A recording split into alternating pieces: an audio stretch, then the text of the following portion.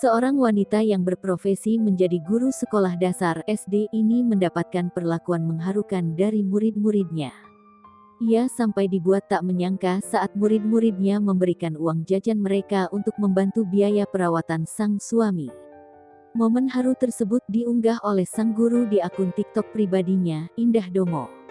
Dalam video berdurasi 52 detik itu memperlihatkan wanita itu didatangi oleh beberapa orang murid didikannya yang berpakaian pramuka. Kedatangan mereka bukan untuk bertanya mengenai mata pelajaran, melainkan untuk memberikan uang jajan mereka gurunya.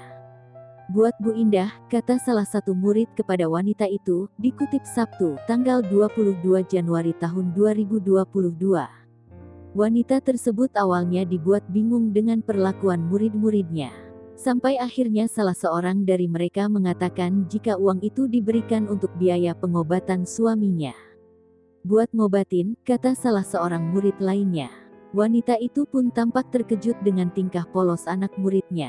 Ia pun mengatakan kepada mereka jika biaya pengobatan sang suami telah dibayar dan tak seharusnya para murid memberikan uang jajan mereka untuk dirinya.